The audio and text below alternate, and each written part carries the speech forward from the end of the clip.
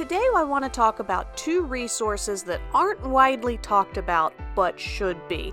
And these two resources can really make flying significantly more accessible.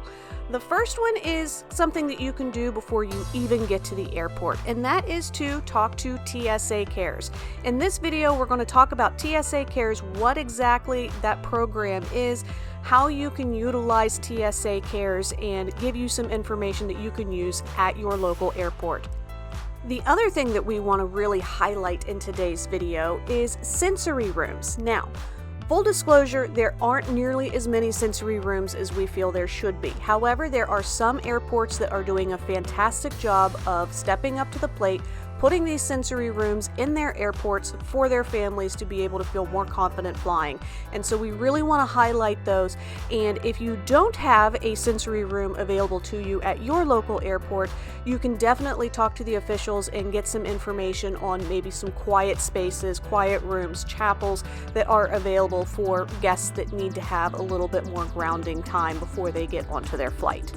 I always tell my people, do not be ashamed or nervous about utilizing these services. TSA Cares, the sensory rooms, the quiet rooms, they are all here for you to be able to utilize to make your travel days easier.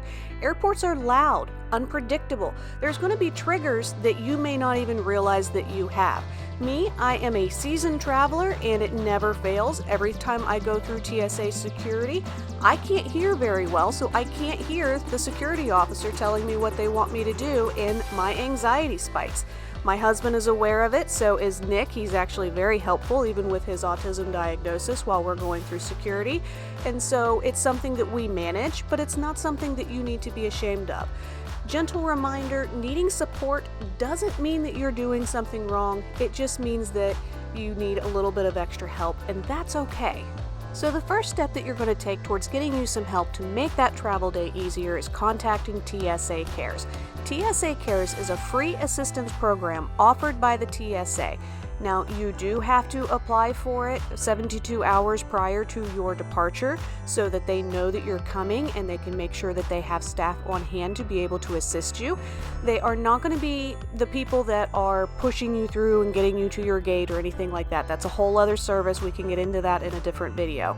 TSA Cares, what they're going to do for you is be able to help you get through the security process a little bit easier. You will have somebody meet you on the other side of the gate, most likely around where you're going to be dropping off your bags at ticketing, and then they're going to help you go through the security process. This is a really fantastic service that is available, and it's designed for maybe families that have some hidden disabilities or medical conditions, sensory sensitivities, neurodivergence. Maybe you're a single mom and you're traveling with a couple of small children and you want a little bit of extra help just to be able to get through. They're not necessarily going to be able to handle your bags or do anything like that, but just having that extra person there to be able to help you through the process is really going to be a huge, huge burden off of your chest on that check-in day.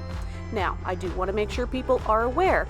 It is not skipping security. You still have to go through, you still have to have your bags checked, you have to go through, but it does offer some predictability, some support, and as well as giving you the time that you need to be able to get through those steps of the process to get to the other side and go to your gate. Now, once you're through security, which can be extremely overstimulating, whether you have autism or not, there are certain airports that have quiet spaces or sensory rooms. I really wish there were more sensory rooms available, but we're going to showcase a few in this video. The first and foremost is the one that we have personally used a few times, which is Presley's Place. Now, this is located in Concourse A near Gate A7 in the Pittsburgh International Airport. And the way that the Pittsburgh Airport is set up, you're going to be able to access it even if you're flying out of B, C, or D concourses, which is a great, great feature. Now, a couple of things with Presley's Place. There is a realistic airplane cabin experience provided by American Airlines and McGee Plastics. So if you have somebody who is a nervous flyer or never flown before, you can take them in, they can see what it's like putting their bags overhead, sitting down, getting the seatbelt buckled, whatever it is that they need to do in order for them to feel more comfortable with the boarding process when they go to get onto that airplane. There's also going to be some soundproof spaces and adjustable lighting. Now, I thought this was a really great feature. There's also a couple of those rooms have tunnel spaces with the lighting and things, so it's kind of more of an enclosed space. That way you can kind of calm down, re-regulate your nervous system.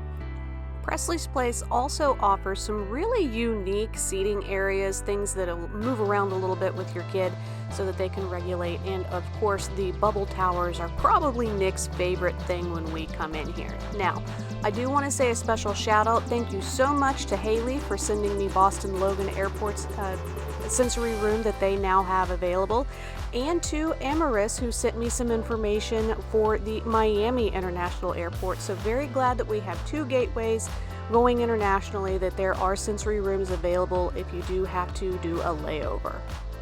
The other thing I really want to caution you on is I found several lists that had up to 26 airports that show that they have sensory rooms. However, most of those are quiet rooms that are also combining as chapels or other things, and so I really want you to double check in with your airport specifically, see if it's an actual sensory room or if it's just a combined quiet space that everybody uses, because I don't want you thinking that you're going to be able to go to your local airport, have all of these tools available to you, and then when you get there you realize that they aren't.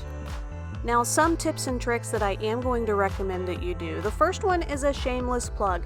Go ahead and hit that subscribe button and bell notification button, because we really like putting out travel videos when we are traveling, especially new airports. So if you are interested, you want to see some videos maybe of our past experiences going out of Pittsburgh or Latrobe. We also do a lot of Columbus. There's a Fort Lauderdale out there. So definitely check those out, because that'll give you an idea of what the process is like and what flying itself is like. Obviously, none of those are going to have us going through TSA, because that's a security risk. The other thing I'm going to tell you to do is go ahead and, if available to you, go ahead and get into that pre-check, because that's one less thing that you're going to have to worry about. Having that TSA pre-check might cost you a little bit, but the peace of mind of knowing that you're going to have that shorter line is definitely going to be a huge thing. Also, consider whether or not early boarding or late boarding is going to be a good fit for you. Some families actually will have one family member that will board almost immediately, and then the other family member with the person that has anxiety or autism or whatever the case may be, even dementia, will wait until the plane is almost completely boarded.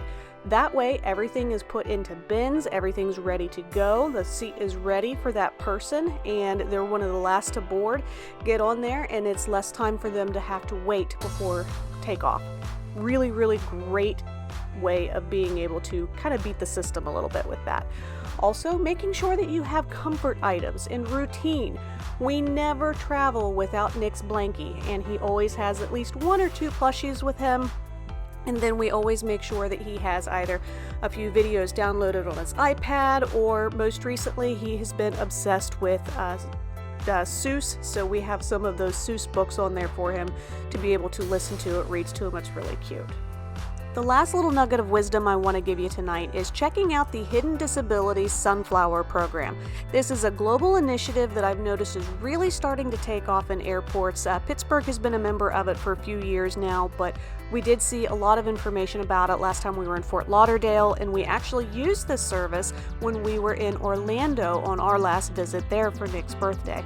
Basically, it's just letting people know that if they need a little bit of extra assistance, they have a lanyard, or maybe it's the bracelet, something to let the staff know, hey, this person might need a little bit more consideration, a little more grace as they're going through the process. And I think it's a fantastic initiative that you should definitely take advantage of.